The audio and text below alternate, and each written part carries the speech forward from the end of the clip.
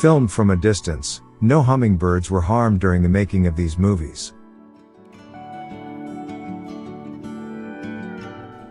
Have you ever seen a hummingbird nest? Hummingbird nests are very small and tend to be very well hidden. Few people have had the opportunity to actually see one of these tiny wonders. Since Anna's hummingbirds are seen all year in much of north-central Washington, it is only natural for people to suspect that they nest in the area. Yet, only a few empty nests have been documented. In 2021, the opportunity to safely film a female Anna's hummingbird as she built her nest, incubated the eggs, and cared for her young provided what may be the first documentation of active and successful nesting in the area. Breeding Annas have been confirmed in the Seattle area, but the Cornell Lab of Ornithology considers nesting in the Wenatchee area to be only a possibility. Filming this nest from start to finish was not only a gift, but the videos provide strong evidence of nesting success as Anna's hummingbirds expand their range to the north and east. Female Annas do all the work. The male abandons the area after mating to search for additional mates. The female finds a protected site, usually 6 to 20 feet off the ground, to build her nest. On average, it takes her about 7 days to construct the nest. Annas generally nest between December and May, with the earlier nesting occurring in warmer geographic areas. Our first view of this nest occurred on March 3, 2021. The female adult had already built a nest about 3/4 of an inch tall as we began observing. The final nest was just over 1 inch high and about 1.5 inches in diameter. Typical nests are about 1/2 to 3/4 of an inch deep. A ping pong ball is bigger. Nest building is not a random act. The female attaches the first material to her branch with spider webs. She then makes 3 to 4 trips to bring plant material to the nest, followed by 2 trips to bring additional spider webs. Spider webs are extremely strong, and she uses them to bind the nest and keep it flexible for when the young grow and fill the nest. She adds new material to the nest in the morning hours and shapes and firms the nest during the afternoon. To help conceal her hemispherical nest, she ornaments the outside with lichen, mosses, dead leaves, and bark chips. There are several common nest-building motions. First, she brings the material to the nest and places it with her beak.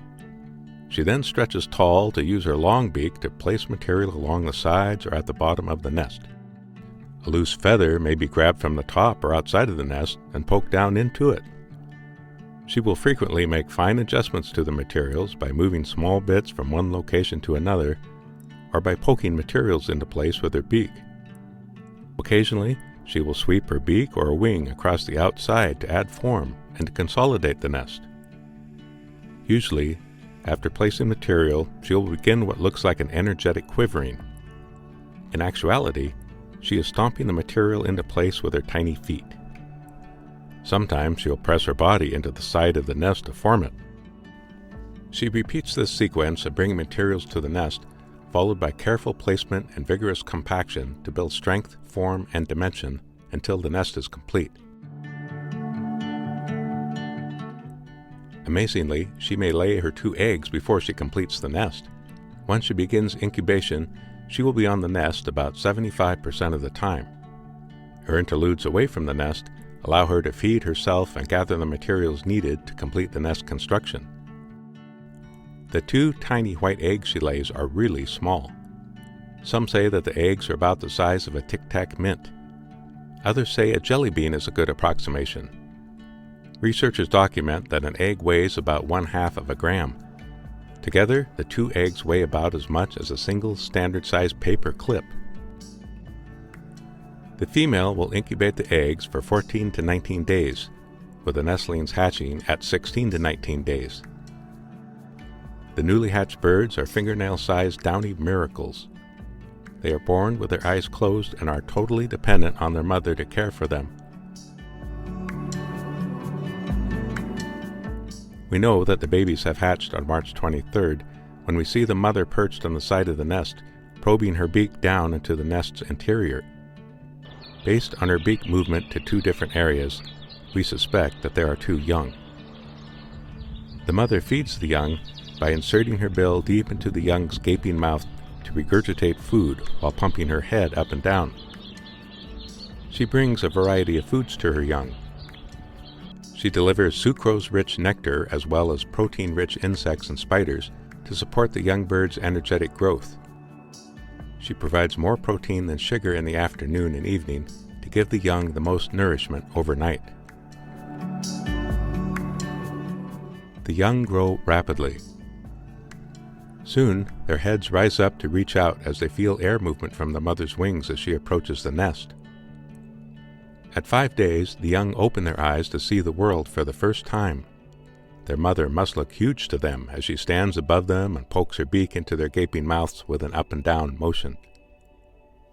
The feeding motions of the mother may look forceful to us, but the species have been doing this successfully for eons. The mother continues to sit on the nest to provide the needed shelter and warmth to the babies. Until they begin to develop feathers, they are not able to thermoregulate, and the mother's heat keeps them alive. Within a week of hatching, the young begin to develop pin feathers. They look prickly and are beginning to fill the nest. The mother continues to bring food to their ever-hungry mouths. Within 2 weeks, the young are feathered and practice using their wings. Each of the young begins to vigorously flap their wings to develop the muscles and skills they will soon need. It's an exciting time.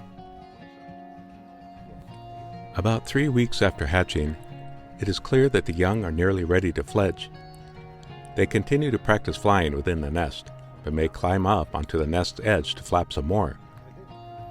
They are fully feathered, and their beaks, while still not fully grown, are beginning to look like real hummingbird beaks. The nest that the mother so carefully built is stretched by the two young birds. The kids occupy the nest totally, and the female adult finds that she can often not perch on the nest edge to feed the young. She resorts to perching on a nearby branch and stretching to probe their mouths to give them food. For 45 days, plus or minus a couple of days, the activity has been non-stop and thrilling to watch.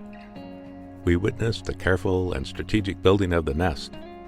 During their time in the nest, these young experienced 45-mile-per-hour winds and temperatures ranging from 27 to 67 degrees Fahrenheit. One night, 3 inches of snow bent the tree's boughs into nest-concealing arcs. Through all this, the mother and kids continued on with their biological schedule. The successful raising of 2 young Anas hummingbirds is a biological miracle. There are so many risks and challenges that the birds need to overcome. And the challenges don't end when they fledge. After a short period in which they still rely on mom, the young fly off to begin their independent lives.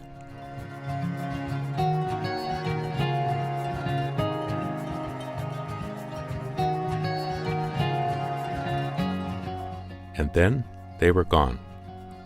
April 13, 2021 was the last time we saw the young. On April 14th, the nest was empty. When we last saw them, they were clearly ready to fledge, and we knew it was coming. Nonetheless, seeing the nest empty for the first time was a bit of a blow. We'd come to expect another day of watching the miracle of the young hummingbird's growth and the adult's steady care. In an age where we hear so frequently about habitat fragmentation and loss, bird population declines, and species at risk of extinction, it boosts our faith in a small bird's ability to find its way in a dangerous world, to expand its range to the north and east, as it continues to thrill us with its antics and energy in our gardens and at our feeders. It is truly time to celebrate the Anas.